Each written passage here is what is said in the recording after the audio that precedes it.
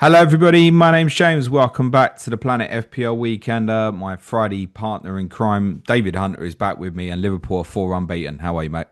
Yeah, all going well, isn't it? Yeah, very good, thanks. Yeah, battling some Christmas lurgy, but I'm carrying on with what I'm calling a quiet dignity. Good stuff. We're going to talk about Liverpool's victory in the San Siro this week. System change, understandably. Interesting comments from Arne Slot on Mo Salah this morning as well. Maybe he might be involved tomorrow. I'm going to kind of blend that into a little bit of a tactical preview of Liverpool and Brighton this weekend. We'll give a roundup of how the other English sides got on in Europe this week, largely good results. We'll cover off the World Cup draw because we've not had a chance to do that since the draw last Friday, where the World Cup trophy did indeed look like it was getting sucked into hell as Gianni Infantino gave Donald Trump his peace prize. We'll do some free hit and some wildcard drafts for this week, but we will kick off with a reflection on the Monday night football where Manchester United won comfortably 4-1 at Wolves. My God, David, Wolves are bad. Yeah, they are, aren't they? It almost feels cruel at this point to sort Yeah, it of does. stick the boot into them too much, really, because I can't really say that they're not trying or there's any lack of effort. And obviously, Rob Edwards very new to the job, isn't he? So can't really have a go at him either at the moment. It's just pretty bleak, isn't it? It's quite tough to watch. Sure, we'll all be loading up on. Well, if you're on free hit tomorrow, you're certainly going to be loading up on three Arsenal tomorrow, aren't you? It's yeah, United just did what they had to do, didn't they? First goal is just an absolute shambles, isn't it? Just bad football. It was it needs a bit of Benny Hill music with it, doesn't it? Yeah. I mean, Andre's trying to shield the ball, and I really like Andre. He's cocked up where Casemiro's kind of pinched it off him. I do think a different referee on a different day probably blows his whistle at that point and gives him the benefit of the doubt and possibly gives a foul. VAR was never going to intervene on that. But as he's got the ball, he obviously cocks it up, but no one's showing for the ball or anything. And he Yeah. actually is, I've spoken about him before. He's good at recycling possession. His pass completion numbers are normally pretty good. Obviously, his mate João Gomez was suspended, was not helpful either for Wolves. And then, yeah, they break away. Cunha's pass to Fernandez is the worst lead on assist you will ever see. It's so bad. Fernandez slips, manages to kind of pivot on the floor He actually does quite well he though, yeah. does Yeah. actually, keeps his body in the way. And a shot comes in. Well, I say it's a shot. It's almost like a tackle shot, isn't it? Sam Johnson doesn't cover himself in glory, and you're like, oh my God, this is woeful. But they got in at half time and 1-1. I don't know how, because Wolves hadn't had a kick for the first half hour of the game. United looked completely dominant. And I think it's worth saying United were good. I mean, the second half, United just completely overpowered them. We had an XG of over three in the second half. I realise there's a penalty in there, but in any case, yeah, this was no fluke scoreline. No, the second half in particular was it was just one way traffic, wasn't it? Um, yeah, happy night for Bumo and Fernandez owners, of which I am one, because after the weekend, certain lucky people getting the likes of Dewsbury Hall points off the bench. It was looking like a bit of a bad weekend for me, but I ended up with a 1 point green arrow thanks to Bumo and I think it was Fernandez. similar for me, actually. Yeah, so yeah, it's one of the I guess you just never know, do you, with Fernandez when the big the big sort of crushing hauls are going to come, are they? And that was one of the because they get a penalty, don't they? Where there was a similar shout in the first half that they didn't get, wasn't there? And then they do get the handball in the second half. Yeah, there wasn't much difference between the two penalty incidents, No, I but anyway, didn't think there was. Bumo also had chances in the first half. Superb yellow card he took in the first half as well, wasn't it it? was, wasn't it? Yeah, Yeah. Boomo, and I was like, you're not walking out of this for a 1 pointer, are you? You can't yeah. be, mate. It's But pure Sunday league, that yellow card. It was yeah, I fun. mean, he picked up the cut the bonus with just his tapping goal, basically, despite missing a few chances. I didn't think he played great. No, And I think those with Bumo will be very much considering moving that onto Fernandez either now or later on. Fernandez is already in for me now. I'd owned him for the first 12 weeks. Returns weren't what I'd hoped for, but it's interesting that I've watched the three games since I'd sold him and was like, I've made a big mistake here. He's got to go back in. You're absolutely right. Those returns will rock up anywhere. I wouldn't be surprised if it's like a 2-pointer against Bournemouth on Monday night and then he hauls at Villa the following week. So I almost look at him for this period for Christmas. You know what you're getting. You Yeah. get 90 minutes from him every week. He's ideal. He's kind of perfect, almost vice captain most weeks. They play Wolves again in a number of weeks. And I think it would probably be quite popular for captaincy that week. Haaland goes to Sunderland. So I think a number who've gone Saka now who don't have Fernandez will probably end up maybe making that sort of move in a few weeks. So yeah, I've corrected what I would describe as a mistake basically with Bruno Fernandez and got him back in and was quite happy to cut Bumo as part of other moves I've made this week. I cut him pre-game to go to finally Phil Foden. Yeah, I Yeah, sold him last night. I've not been hugely impressed with Bumo. I think he can, if he's not at his best, he can look a bit awkward. Yeah. He's got John McGinn's big bum, hasn't he? Got a great strike on him. He's a brilliant little player. But yeah, even if he wasn't going to AFCON, I'd possibly have been quite happy to cut him, I think. I sold him last night, finally. My intention this I week. don't have any regret for holding him for Monday night, by the way. Well, yeah, I did want to because I bought Foden for Bumo last night, and I've not been wanting to do that at all. But it looked last night that Bumo was going to go down and Foden was going to go up again. And I was looking at, what I want to do the next few weeks, and I'm thinking, you know, as much as I want to keep Bumo rather than Foden this week, it's going to stop me doing what I want to do in future weeks if I don't get. And obviously, with the 5 free transfers, you can do it, can't you? So reluctantly, because I do think he might have a good day against Bournemouth on Monday night.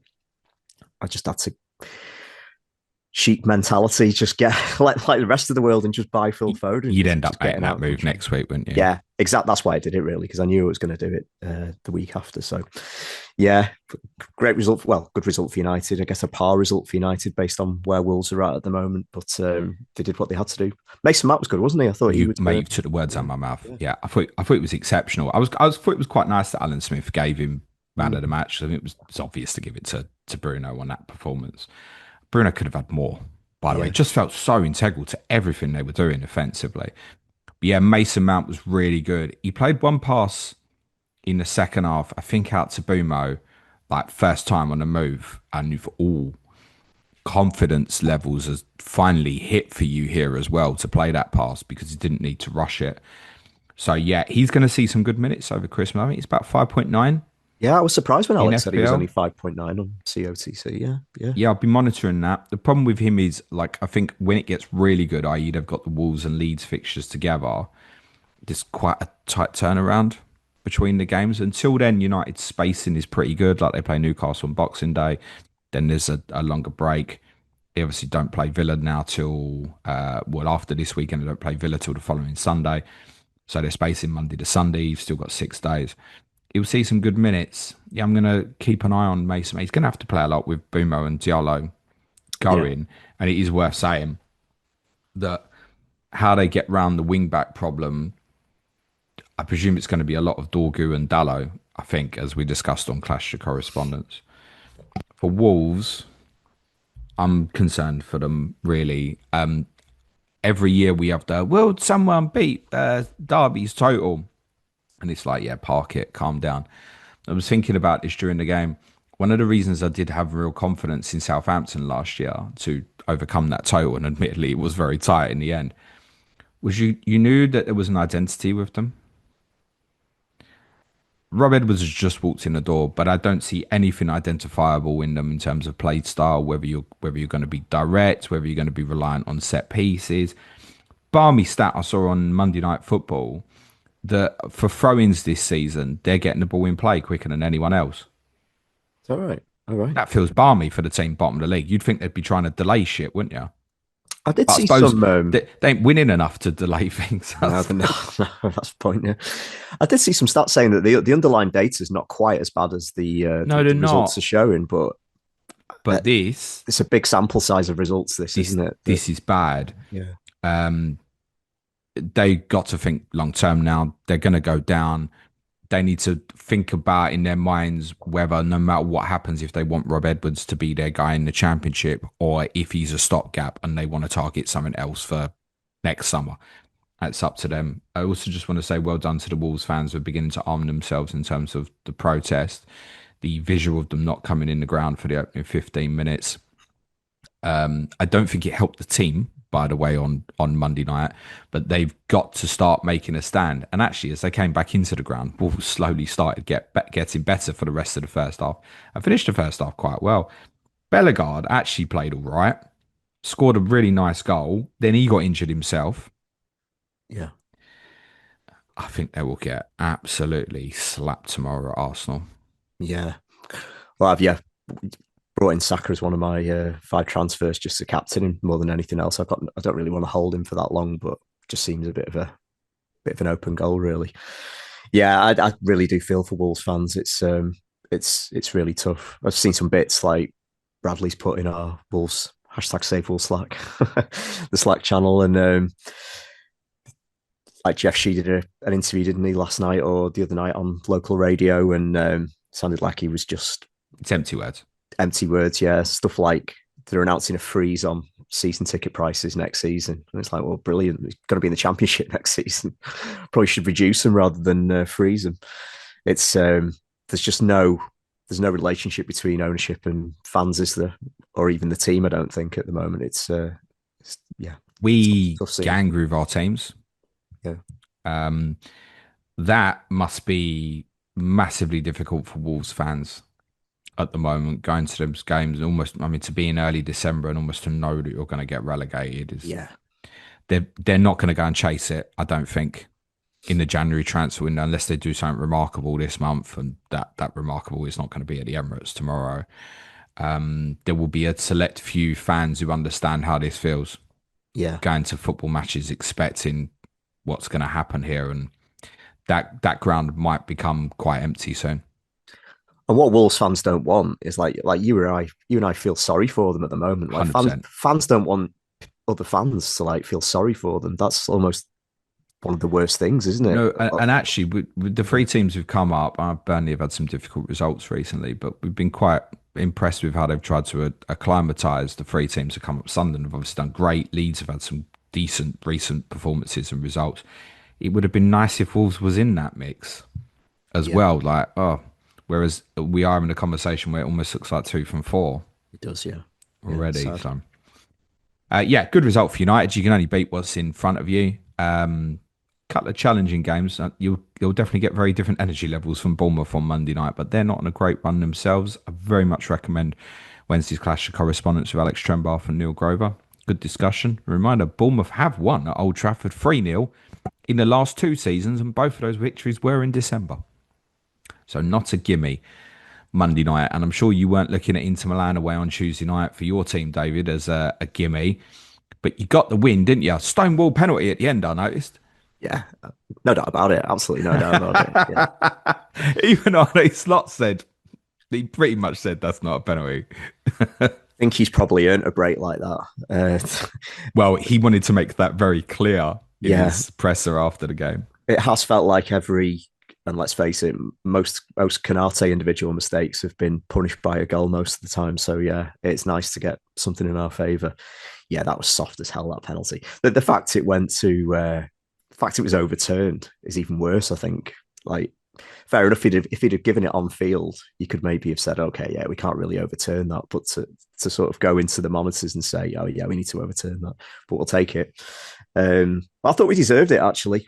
We really did dig in. It goes back to what we said on Tuesday on the Salah pod. Like, they are still playing for the manager. No doubt in the commitment. Get onto the tactical side of things. Lots of support for the manager in the stadium. Yeah, is what I heard as well. Singing his name at the end. Yeah, we'll get onto the tactical stuff later, but obviously his hand was forced to a degree because of clearly Mo Salah wasn't available, but Cody Gakpo not available either. So very narrow. Chiesa ill, yeah, very narrow midfield. But everyone put a shift in. Ryan Gravenberch at the base of the diamond played very deep in front of the back 4, so gave a lot of protection. Curtis Jones was the best player on the pitch. Honestly, absolutely brilliant. I really like Curtis Jones. Yeah. When he's good, he's very good. passing completion stats were superb because it included a lot of sort of progressive passes as well. I think he made the most on the pitch as well. It's a case to say just on him.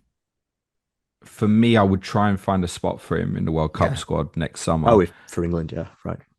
He's not going to play that much, but I'd try and find a space for him because as well, he's arguably England's most adaptable player. You can play him fullback, you can play him 10, you can stick him in a wider role if he has to do it, 6, 8, he can play any of the positions. Yeah. Really good footballer, Curtis Jones. I like him. Yeah, it'd be very useful actually for his versatility in a World Cup squad. It's great to see a local lad like that just pull the strings in San Siro. It was great. Szoboszlai, probably the most furthest forward of the midfield four that was played. Obviously scores the penalty, probably is on pens, if depending on what happens with Mo. I think if it's tomorrow. him and Isak on the pitch. Well, Isak, I've read a little thing today saying he's a doubt for tomorrow. He's a doubt for tomorrow, yeah.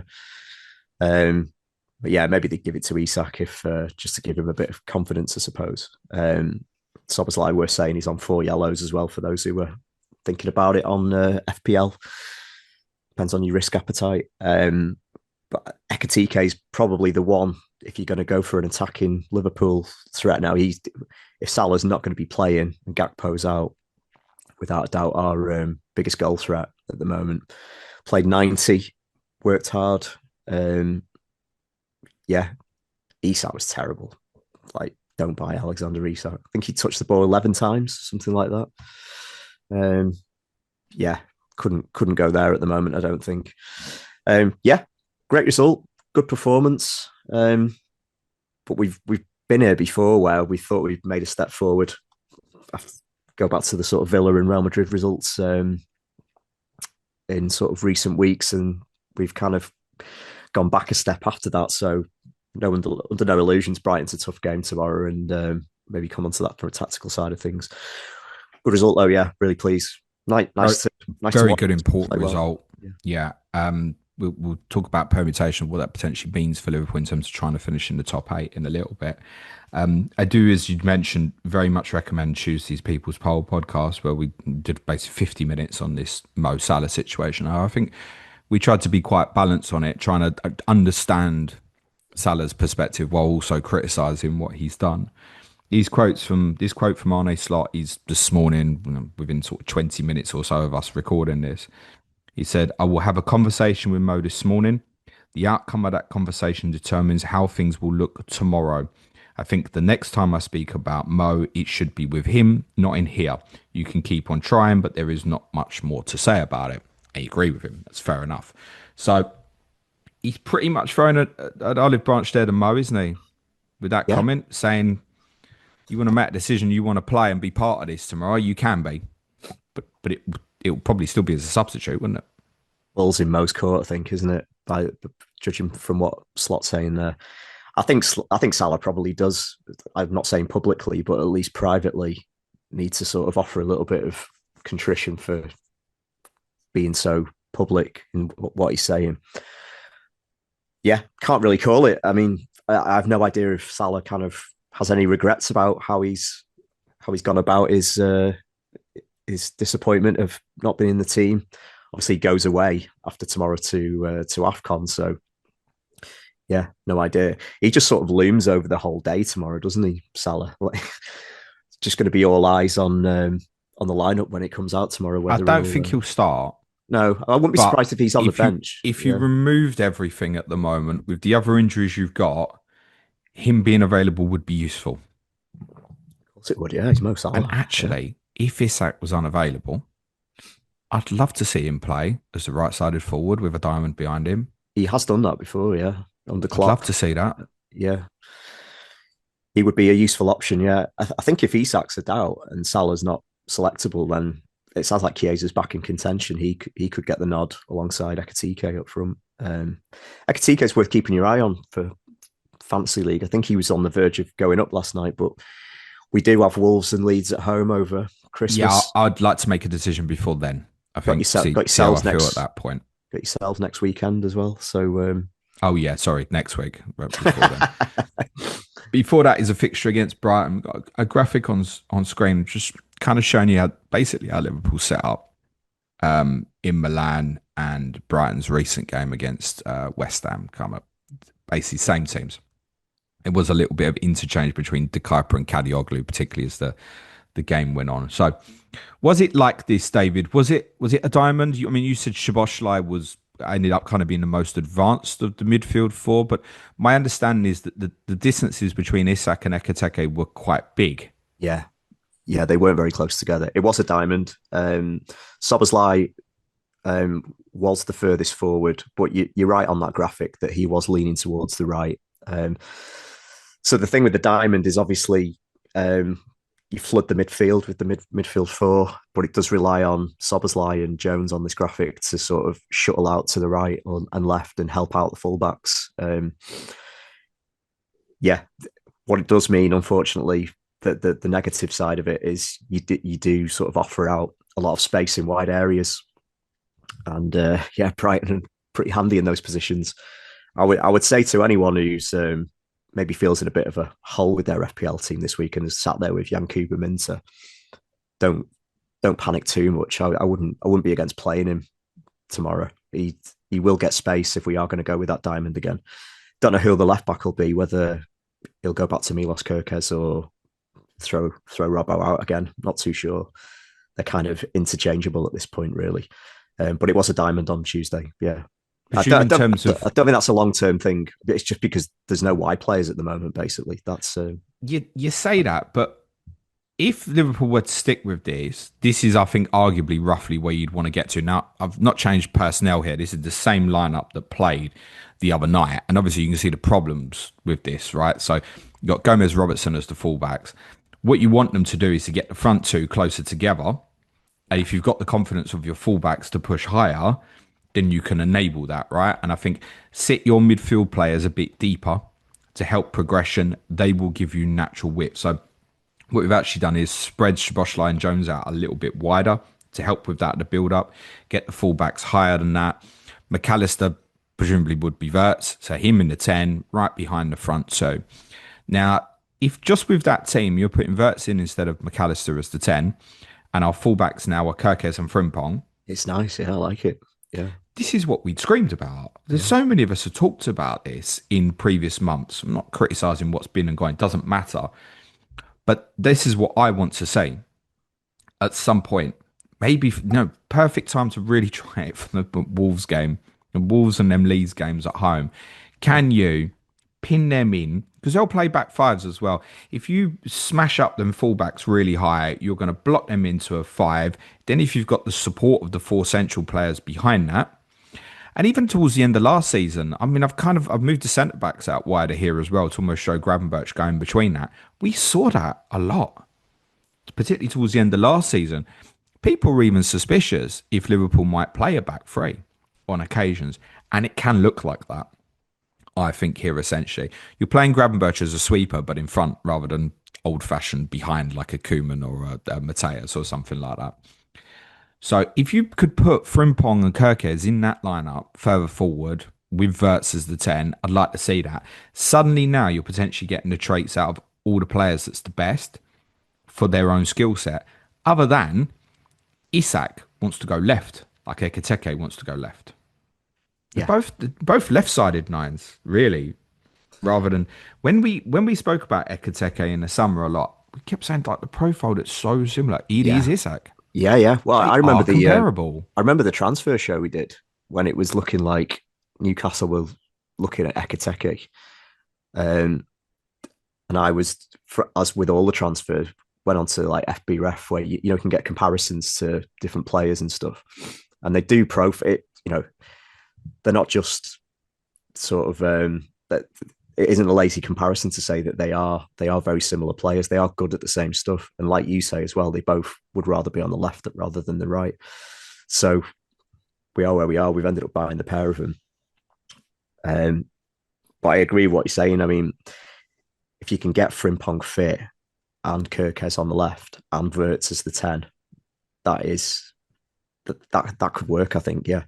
Gravenberch, like on this graphic here, he was very, very deep So I think there was a clear decision from Slot to have him offering that extra layer of protection in front of Canate and Van Dijk. And so, yeah, I could see it working, especially with some of the fixtures that we have, certainly at Anfield over Christmas. It would be interesting to look at this lineup. Obviously, Salah won't be there, so yeah. Mr. Inconsistent arrives at Anfield tomorrow. That's Brighton because on their day, very, very capable. I've already beaten the likes of Chelsea, admittedly red card decision, Manchester City this season. But I've watched all three of their games over the last week, and I can't say that they've massively impressed. Lineup will probably be something like Verbruggen. Vifa's playing a lot at right back. Van Heck, Dunk, Kadioglu, Baleba. If a Yari's back, that would probably be handy. Gomez playing this kind of 8-10 hybrid at the moment. Rutter's got a bit of a lean as the right-sided 10 at the moment. Minter off the right. De Kuyper on left wing. Honestly, that could be the other way round. De Kuyper left back, Kadioglu left wing. That's very much how they finished against West Ham. I think that's partly to do with the system, which I'll speak about in a sec. Danny Welbeck probably is the 9. What Brighton probably will want to do in possession, and I think they're quite brave, and particularly if Ayari doesn't make it, within possession, they want to get their line of 5 across the top of the pitch like a lot of teams want to do. So you're moving Gomez forward from a central role where he'll probably sit alongside Baleba if Ayari's not fit. Tuck in the fullbacks a little bit narrower. Keep your two wide players high and wide. Rutters are able to join in with Welbeck. You're essentially looking at a 2-3-5 system. And what we've seen from Brighton, I think Arne Slot will be aware of this year, is Brighton have been a lot more direct this season. And the outball quite a lot is Minter. Now, you can go in direct to Welbeck, but they can obviously go direct into Minter. I spoke after they won at Nottingham Forest about Minter playing almost like a Salah role, a cheating role. Like, you stay high, we want you over the top if we can have you. However, in the 2 home games against Villa and West Ham, he ended up much wider than you would want as a fantasy asset. Yeah. And one of the aggressive things Brighton can do is go one step further and end up in a build that's more like a 3-1-6. I did a piece on talking tactics this week, looking at comparisons of Adam Wharton and Elliot Anderson, and who's arguably more suitable for the 6 role for England. Spoiler, it's Anderson. It's just down to authority and personality on the pitch more than anything. But what it did a lot against West Ham was to move Mats Vifa out this right back position into some right-sided 10 position. He goes on the inside of Minter. So you're just adding that extra layer, tucking in wider. Kadioglu then played a higher and wider role as more like the left winger than De Kuyper late in the game, and just overloading. In the reference to England, the system that England played for a bit in Albania in the second half was something that I described as 2-1-6 Kane. So you've got your line of 6, all the attacking mids just pushing forward, Wharton just sitting behind that, later Anderson, fullbacks going high and wide, centre back staying stationary, creating a triangle with the single pivot in front of that, and Harry Kane goes where he wants as a 9. So basically looks like 2-1-7. And you're just pinning in the opponent so hard. Now, the more aggressive you go, the more vulnerable you are to the counter-attack. That's it, yeah. This Liverpool team doesn't have currently as much threat on the counter-attack. Why? Because Mo Salah's probably not going to play. So they might take on a very aggressive, strategic, tactical view on this, Brighton. Yeah. And there's not a lot of pace in this Liverpool team. Correct. So the less pace on the counter, yeah, and we've been so used to that with you, Salah, Diaz, Mane, etc. in the past, that might enable Brighton to go and be quite aggressive here. Yeah. No, I don't disagree. Yeah. I think there's obviously the Semenyo links. I think one of the reasons why I think there may be something in it is obviously we know there's a release clause, but he's rapid as well, isn't he, Semenyo? He would offer something very different than what we've got at the moment. So, yeah, no, interesting thoughts. That Brighton always give us a real test, whether it's at the Amex or at Anfield. It'll be it's never a fixture you look at and think, yeah, that'll be a straightforward game. I do think win tomorrow. Fingers crossed. Best of luck. Cheers. Champions League, largely a good week for English teams. My team won 3-0, even posted up some decent data numbers again, although I realised that 2 penalties very much skewed out. But Yeah, it became comfortable. Just a word on Slavia. It was so brave. They proper went man to man all over the pitch. Excessive. Fans look good, didn't they? Everywhere. They'd split themselves in like half white, Yeah, half red. I yeah. know Anton Kinski, who's our backup goalkeeper, used to play for them. He's gone and had a sing song with them at the end of the game. That's all fine and stuff. Yeah, he created some good noise. Sonny was there. Sonny was there. Yeah, I'm not going to say that the eyes weren't watering. They were. It was one point where I went, I didn't even know that was going down my face, but it is. So yeah, it was good to see Sonny give him the proper send off that he deserved. Chelsea, however, lost in Atalanta, Yeah, having been 1-0 up. That would be particularly disappointing for them. Another late goal conceded by Newcastle in Leverkusen. Plenty of decent efforts in the game as well. Anthony Gordon scoring, assisting, and hitting the post looked a in the fun game. game that. No, I wouldn't rush to buy Anthony Gordon personally. Arsenal had a brilliant result in Bruges. Defence decimated, having to play Christian Norgard at centre back. A couple of outstanding goals in there from Gabriel Martinelli, but particularly Noni Madueke's goal Yeah, was a bang. wowzer.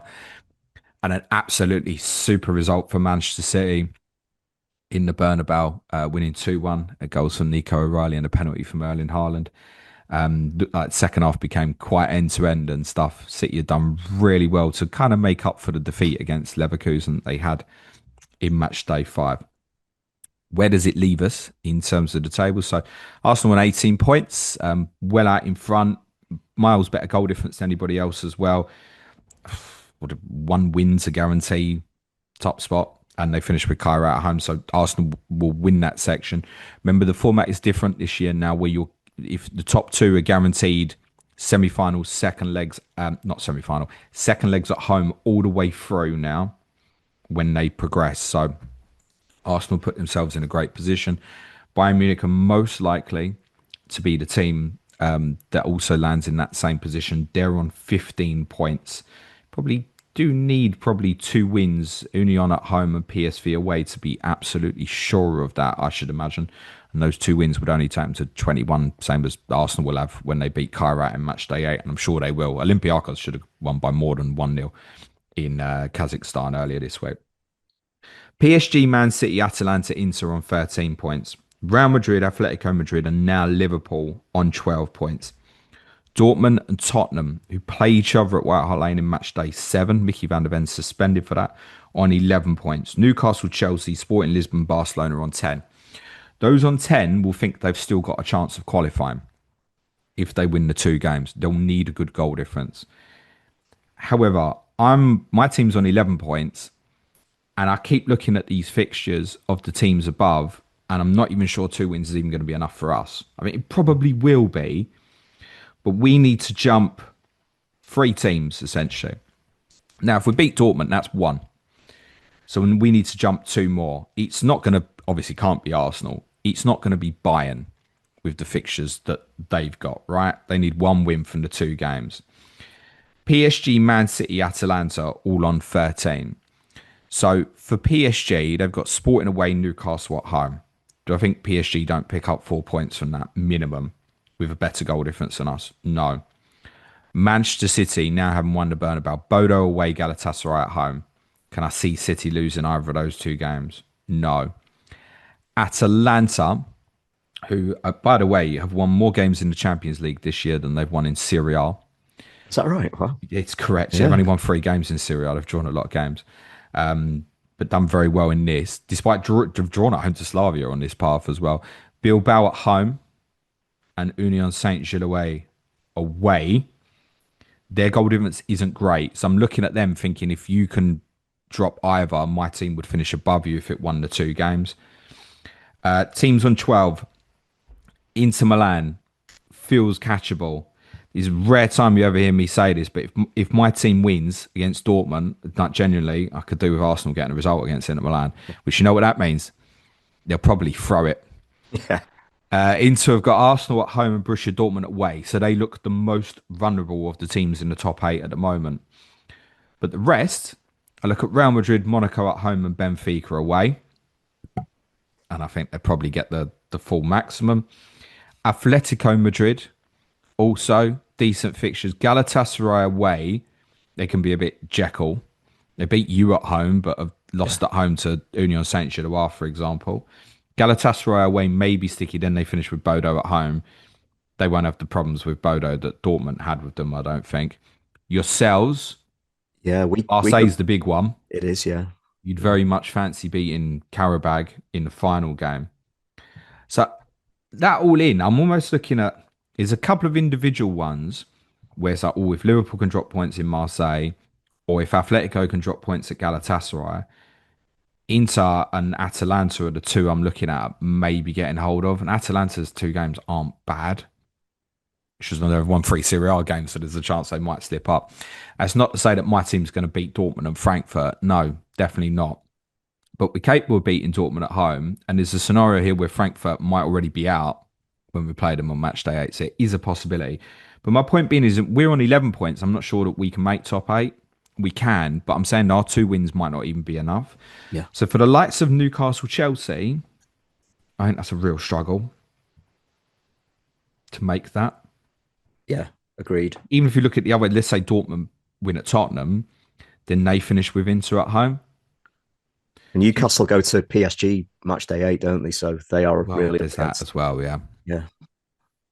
And I think PSG, because they're on 13 points, having drawn in Bilbao this week, are not going to be on 16 and go, let's rotate the whole team, because I don't think they're not going to be guaranteed qualification, I don't think. Yeah. What's interesting about this, there is an FPL consequence here, guys. So I would say at the moment, if Liverpool win in Marseille, they'll finish top 8. Tottenham's not as clear. I think Chelsea and Newcastle are probably going to end up in the playoffs. Now, that's particularly relevant because those two teams are still in the Carabao Cup as well. That does make it a bit of a nightmare. If you're in the Carabao Cup semi-finals, you more than anybody else need to be skipping this additional game of because you are liable to end up in a scenario where if you keep progressing through the cups, you can be looking at playing every midweek for the rest of the season. Yeah. If you do well in the FA Cup and the League Cup as well. So my point being is with Chelsea and Newcastle, still in the Carabao Cup, they've got good ties. They will be projected to get to the semi-finals. Obviously, last year we had the circumstance of games being provisionally be brought forward to the Champions League playoff midweek. All right, well, in Chelsea and Newcastle's case, if they don't finish in the top 8, that ain't happening. Can't do it. Yeah. Correct. Interesting. And if you look at the fixtures, I think I want to say it's match day 31. I don't want to say match day. I'm properly in the Champions League right now. Game I know. week. The fixtures that clash with the Carabao Cup final in March include Manchester City scheduled to play Crystal Palace. And Crystal Palace should now finish top 8 following their result in Shelbourne last night, but still need to beat the Finnish side Cups. If they beat the Finnish side Cups, they will qualify Crystal Palace within the top 8 and skip that round. That would be very, very useful for you. And it might be useful for FPL managers who want to see a double game week in February, basically.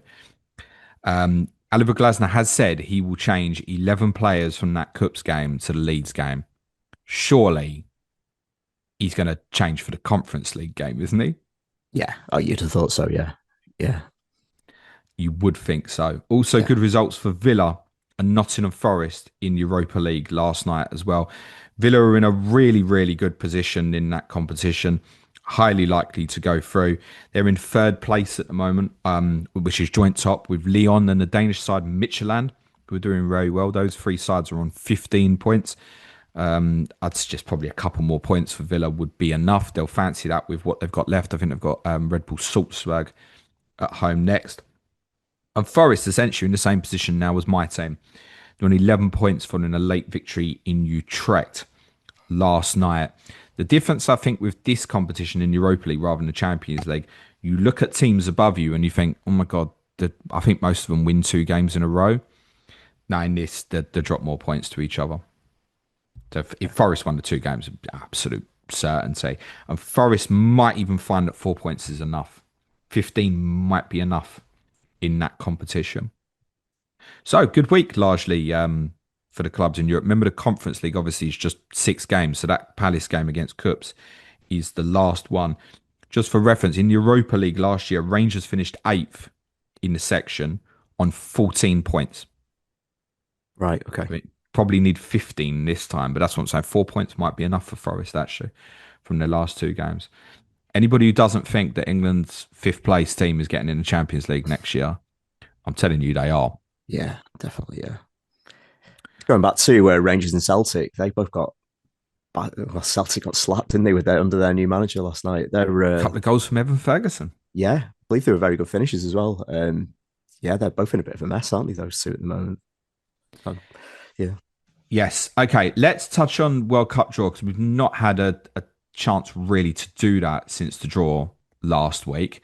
I haven't got time to talk about the nonsense of what was going on with that draw, but yeah, I mean, I don't know how do people just not understand football fans. It's like, show me the draw, man.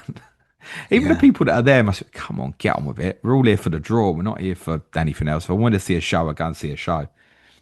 Anyway, yeah, yeah. I didn't actually watch it. I just waited for the for the results of the draw. So, um, England will be in Group L, which quite far down the alphabet. Just tells you, basically tells you how many teams are in it now.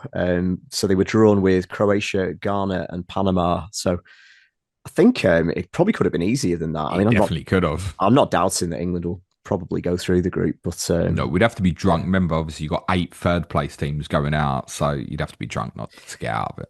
yep. So they'll start on in Dallas against Croatia on the 17th of June. Then they'll play Ghana in Boston on the 23rd of June, and they'll finish with Panama in New Jersey Do on you want in do the you want to know 28th. path? Yes, please tell me. Go for it. Okay, so if England win their group, I've not looked at seconds so much. If England win their group, they'll play a third place team in the last 32. And that would be at 5 o'clock UK time. Nearly all of England's games, should they win the group, are going to be sort of like 8, 9 o'clock, Yeah, they're 10 not bad, o'clock. are they? Yeah, They're at a reasonable time. I'm not going to be sitting up till 5 o'clock in the morning watching games, but I might set my alarm to get up for one of them. You never know your luck. That works really, isn't it? 5 o'clock game, seven yeah, o'clock, shower, take Harry to school, do a podcast. Yeah, works. No, I'm not going to be watching every game at this time. There's too many games at like 2, 3, 5. yeah. It's cut something, guys. Plan your lives properly. Don't attempt to watch every game. If England win that game and have won the group, they would be scheduled to play the winner from Group A at 1 o'clock in the morning UK time in Mexico City, which is Mexico's group. Okay, right. So potential that would be the bookmakers' favourite path at the moment would be England to play Mexico in Mexico City in the last 16. The Azteca. Wow, that's cool. That would be good. Yes. Yeah. Quarter final, possibly looking at Brazil if they won their group. Although from our AFCON preview on Patreon yesterday, Oni Dazia has said to me that he thinks Morocco will win that group. Wow. They're Okay. heavy favourites, by the way, for AFCON, which they host this tournament, essentially more than half the price of the next favourites in the betting, which is Egypt. You're then potentially looking at Argentina, Portugal semi-final or France, Spain final. Or someone else, obviously. So England on if they win the group, if because they did it, didn't they? England, Argentina, France, Spain, all separated till the semi-finals. England have landed on the same bit as Argentina. And I think France and Spain would have probably been the two to avoid from that perspective. I am not running through as in this is what I think is going to happen. I just know some people are bloody interested. Okay. Yeah. I've not Yeah. looked at Scotland's path, I'm afraid. So England by no means guaranteed to win that group, by the way. Never mind, paths further forward. You sit up against either Croatia or Ghana. Ghana, particularly given some European teams, real dangerous games in World Cup group stages. Yeah. No, it's important to say that we are not running through the path there to suggest that it's a gimme that England will get that far because I know that gets the backs up of Scottish and Welsh people. But yeah. for the first time, it's coming home. I'm not saying that. It's going to be too hot.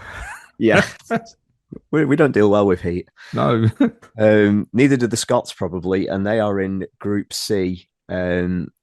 I really like the look of this group. It's like a throwback group. It is 1998 nostalgia all over, isn't it? Yeah, it's. I think Steve Clark said this, but you want something a bit sort of exotic, don't you? Like you don't really want a European team in your group if you can help it. So, yeah, they've been drawn with Brazil, Morocco, and Haiti. So they'll start with Haiti on June the 13th. That's the big one. Don't. 2 guys, a.m. kickoff. don't cock it up, right? You've been given really a gimme there. Win that game. Don't get battered in the other two. You will make it out the group. Yeah. Scotland, I looked at the odds, are big odds on to get to the last 32.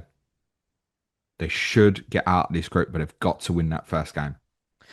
Yeah, fingers crossed. Yeah, that'd be lively watching that in Scotland at 2 a.m., wouldn't it? That Haiti game. I'd imagine so. Yeah. Then they'll play Morocco on June the 19th in Boston. Both their first two games are in Boston. And they'll play Brazil in Miami in their last game.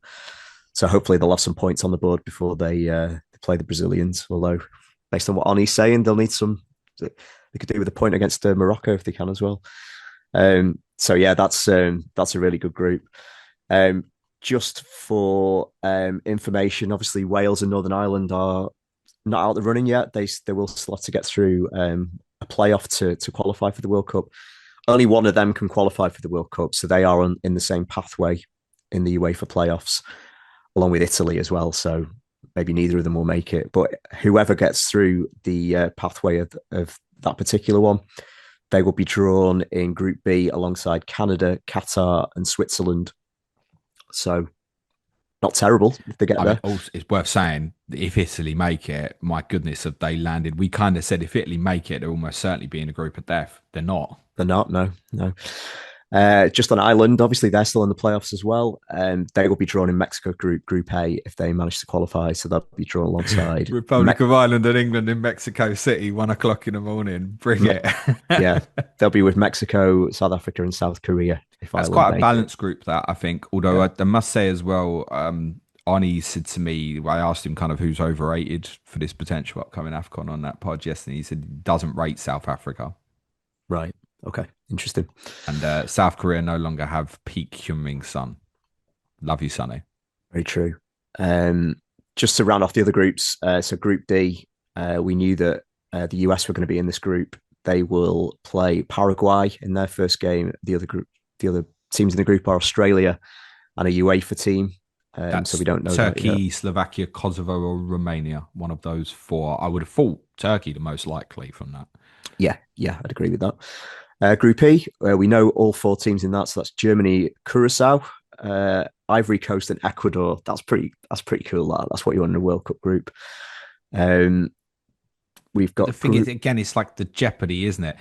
The three of them will all be looking at thinking, well, if we smash Curacao, we're still going through as a worst case scenario, even if we lose the other two. Yeah. Oh yeah. I mean, give me jeopardy, please. Yeah.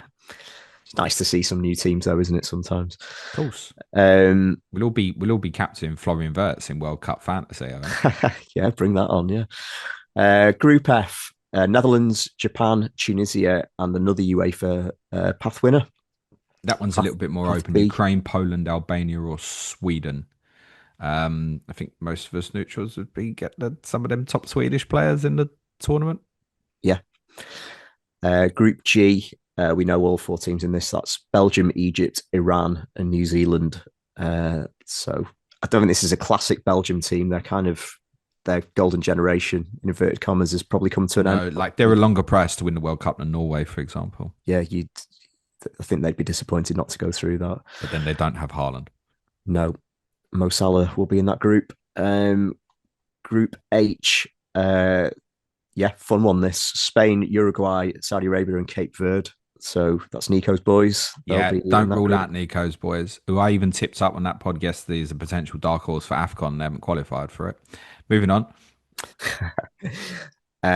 Group I: France, Senegal. 2002 vibes with that game. Norway. This is competitive. This group, and it'll be the path to winner of the intercontinental playoffs. So it's probably Iraq or Bolivia. Probably. Yeah. So yeah, it's quite a fun one.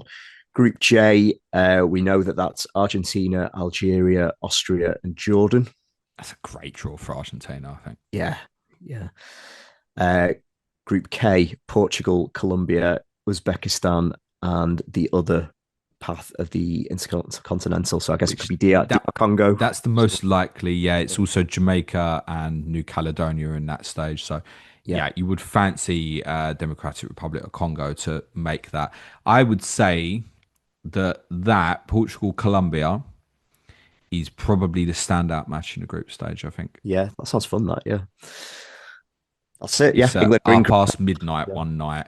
Unfortunately, it's the final group game as well, so they might already both be through yeah, with yeah. that There's always the group. chance. Yeah, We had that in 2010. I want to say Brazil v Portugal in the group, and they were yes, both like already through, and it was 0-0, and it was yeah, awful. that's right. There isn't many games in the group stage that makes me go, Must see. gotta watch that. Yeah, Probably Brazil Morocco would be another really competitive one. There aren't many. they've I learned some looked at it and lessons, went, haven't they? They've learned some I looked lessons, at it and haven't went, they? there's From no way I'm watching all these games. yeah, 100%. Yeah, I think they've learned some lessons with the kickoff times, haven't they? From the Club World Cup, they've. I mean, from a European point of view, there's a lot of them at kind of unsociable hours, you could say, but they went the other way for the Club World Cup, and I think they were just too hot, weren't they? Some of the atmospheres. So Well, it's worth saying if England win the group, obviously going to play a third place team, and whoever that is, you would like to hope it's going to be someone where they're going to dominate the ball. But that would be kicking off at 12 p.m. USA time, be yeah, 5 p.m. here in the UK. I will shout out our buddy Mr. Ben Krellin as well, because if you are looking for something that shows you like all the kickoff times for the game and stuff, Ben's put together the best thing that I've seen. He's managed to get every game on one graphic that shows you all the kickoff times during the course of the tournament. And it is worth saying for the games that kick off 2 a.m. in the morning or later in the group stage, I would say none of the major nations have landed in that in terms of from Europe. okay, There's an Argentina game at 2 o'clock in the morning against Algeria. There's a Brazil game at 2 o'clock in the morning against Haiti. Argentina's end of group is also at 3 a.m. But the major European nations, none of them have got a kickoff time like later than 1 o'clock in the morning. yeah, Interestingly, like Austria have got one at 5 a.m. and one at 3 a.m. But yeah, your England's, Germany's, Italy, Spain, France, none of them are playing you're not like beyond calling. 2 o'clock in the morning. You, They've done this intentionally. The four games that kick off at 5 o'clock in the morning, David, are Australia against one of the European qualifiers. We said most likely Turkey, Austria against Jordan, probably Turkey again against Paraguay, Tunisia against Japan. There's some more 2002 vibes for you there, mate. yeah, I was going to say So, you're not calling Scotland a major European nation then with their 2 a.m. game. with respect, if I speak, There will be I'm in fire. trouble. Yeah, Just remember, though, this is my recovery moment. No Scotland, no party. no party, definitely. What's your free hit team party this week, David? Okay, yeah, fun Try one. and throw This I me think under the bus. Most Salah style. All right, Mo. People's poll did David throw James under the bus in so I've taken Haaland on with this, which obviously comes with risks. But I think there are a few kind of interesting options on the table for free hit this week, including Cole Palmer. So I've gone for it this week. This is a bit of a Hail Mary. This could go terribly wrong, but this is what I would do on free hit. I would take Haaland on, given he has a tough game at Palace this weekend. So I've gone treble Chelsea, Robert Sanchez, Cucurella, and Cole Palmer. Treble Arsenal, you won't be surprised to know, with Hincapié, captain Bukayo Saka, and I would roll the dice on Victor Gyökeres just because he's a player that most non-free hitters won't have. I've gone double United, so Bumo, obviously we're expecting him to play just before he goes to AFCON. Could be a fixture he does well in. Bruno Fernandes, double Brentford. So Dango Otara, I think, is a great option for free hitters this week. And Eagle Thiago. And the other player in the starting lineup is Joachim Andersen of Burnley. 1.1 million in the bank, so you could do all kinds with this, with not going for Haaland. But does allow me to have like Raul Jimenez first sub on the bench as well. So there's plenty of wiggle room to do whatever you want to here. But I guess if you are free hitting, it's the question you ask yourself from the start is, do I want Erling Haaland in it or no? How about you? And no Liverpool now.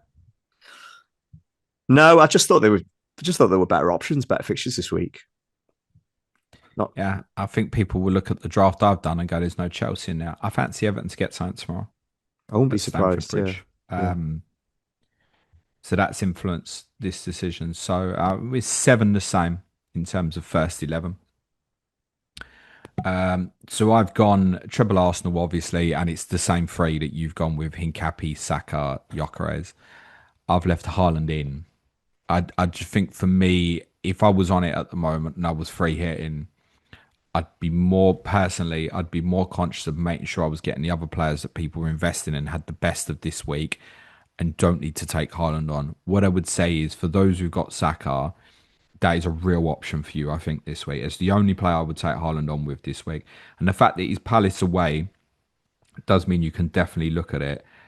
I will probably still be captain Haaland personally myself this week because it's very unlikely I'm going to own Saka. But I think even if I did personally, I think I'd probably still go with Haaland. would you? Yeah, I think so. Mm. Just on question marks of Palace with that right hand side gone and stuff. Like we'd said earlier, Fulham played quite well actually last week, without creating too much.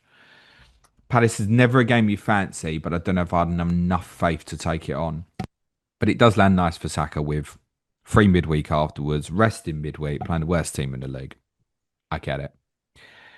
Treble Brentford for me. Same two attacking players as you. Itara is a brilliant one for free hitters this week. It's Yeah, perfect. You don't have to own him. Stick him in. Thiago a given. I'd go Kelleher in goal. I would go a couple of Liverpool. Because I know, David, if I took Virgil van Dijk on free hit, this is the whole week, isn't it? So yeah, he stays in for me. I'd go Dom. I think that's, as in Szoboszlai, I think that's another good one for free hitters. Again, he's on the 4 yellow card, so if he did pick it up, you don't have to worry about it. I mentioned on a stream yesterday, don't be surprised if he gets put to Tottenham in game week 17. Checks fixtures, Wolves at home game week 18. Yeah, I've seen examples of that recently with people called Ricardo, not accusing anyone particularly. I'd have Bruno Fernandes in. That would be my only United coverage.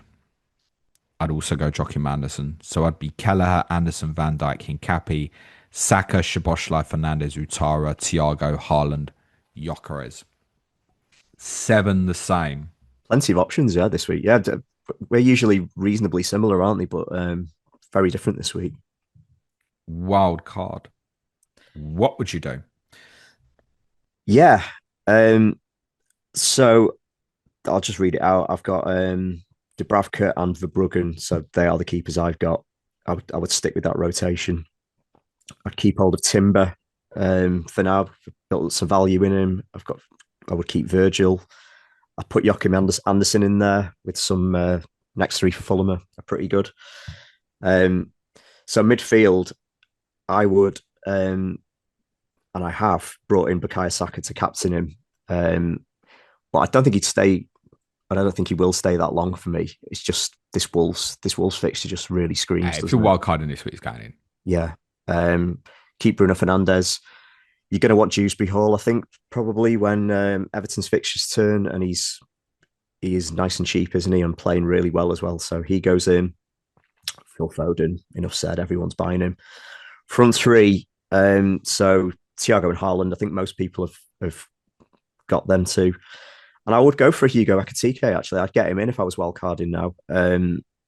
Just with the view of we have got these Wolves and Leeds fixtures coming up, and I think he is going to get some investment. I'll be surprised if he goes up 0.1 before deadline. I think he was projected to do that last night. So I'd put Ekitike in there. Fairly cheap bench. For Bruggen, wouldn't start him this week, but Alderete, he's gone back down to 4. I've got Josh King, but following me sending you that, I'd maybe go Lewis Miley actually with 4.4. Scored the other night, didn't he? He's getting Joe Linton looks like a doubt for Son. He's not been playing well recently either. And a Stev. So that's using all the budget. That's what I've gone for so far. How about you? Yeah, lots of similarities. Um, Keepers the same. Dubravka, Verbruggen, Timber, Van Dijk, both in. Then there's differences defensively though. So I've put Hincapié in at the moment. You've got two Arsenal on yours. I don't think I could forgive myself if I was wildcarding this way and not have three. And thinkings on that are a couple. One, I agree with you on Saka. I think that holds those who are on, it will hold nicely for Palmer after Christmas, or you dip it into Fernandez or even a Liverpool player like a Szoboszlai, if it emerges good for those two really good Liverpool fixtures, round about sort of like game week 18 or so. Nico O'Reilly, I'd keep. I've put Nathaniel Klein in at the moment as the fifth defender, but I've also picked a structure here where if it's like, oh, it's going to be Camvo at right wing back, I wouldn't need to worry about it. And probably even, I'd never be selecting. Like, oh, there's a 3.8 who's going to get some minutes over the next month or so. So I'd have a back four, Timber, Hincapié, Virgil van Dijk, O'Reilly. Midfield three, Saka, Fernandez, Foden, force them all in as you've done as well. Also Keenan Dewsbury Hall for myself. I'd pair it with Harry Wilson Yeah, nice. just to Yeah, give a little bit more insurance. I can do that because I've not gone Ekiteke. I've gone what I think will be the template front three for wildcarders this week is Haaland, Thiago, and I think timing wise, you go Raul Jimenez. yeah, don't mind that at all. Yeah, So I think, but to go down that route, I mean, that means I've got like Wilson first sub this week. But then, if Timber doesn't rock up, then what a great first sub to have, for example. On Timber, by the way, this just in from Mikel Arteta during recording.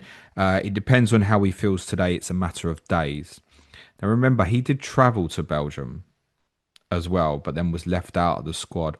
On William Saliba, Arteta said he hasn't trained with us yet. Let's see if he can be available. That's his perfect one, isn't it? Oh, we ain't trained yet. He's he's not not lying, is he? he's not wrong. Yeah, He has, however, said on Declan Rice, let's see how he is today. He was ill. Normally, in a few days, it gets resolved. That probably sounds positive on Declan Rice. Okay, one final question for you before we finish. Daniel Munoz, best replacement. well, I have sold him, and I've gone right down to the bottom end of the market and bought Omar Alderete as one of my five transfers because it's just allowed me to do things in midfield and attack in the coming weeks. So a lot of different ways you can go, isn't there? You could buy maybe Joachim Anderson. Next three are really good. 4.6. He went up the other night. I don't think I'd buy anyone at a similar price to him at the moment.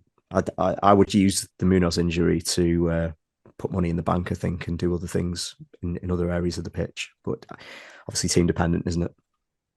I would strongly consider Van Dijk if you don't own.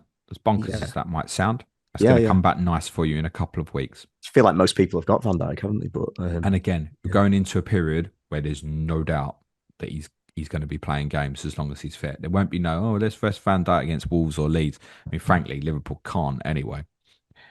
Um, I think it's two consideration players for me at the moment. It might be more once I think about it more later in the day. I think Hincapié's one. I think the way I've set up, I do want to get to double Arsenal defence. And actually, I think the way it's looking might begin to look a bit like a differential this week. And I'm probably going to be without Saka, so I'm probably swinging against it. We're still the best team in the league, and just accept that when Gabriel's back, I stick Gabriel in for him. Is probably the way I'm looking at it. Or come all the way down. I think Alderetti's probably top of the shops for me. Also, because I've got Malik Chow, the rotation of Sunderland Newcastle is not bad. I realize they play each other this weekend. But actually, when Chow has some bad away games, like Alderetti's bad, so I think like United go to Newcastle go to Manchester United, Sunderland got like Leeds at home. There's little things like yeah, that. It works out quite nice if I need it, i.e. if I needed sign off the bench. So obviously those are two different players at very different pricing that involves different strategies moving forward. Okay, David, thank you very much. cheers, mate. Muchos gustos. Have a great weekend. For audio listeners, a 5-star review does go a really long way. If you want to support the show, it's www.patreon.com/Planet FPL. Remember, every patron in December gets bumped up a tier. Even free members have access to a podcast every week in December. For those on YouTube, smash a like, hit the sub button. Have a great weekend, everyone, and play it your way. Cue music, please, man child.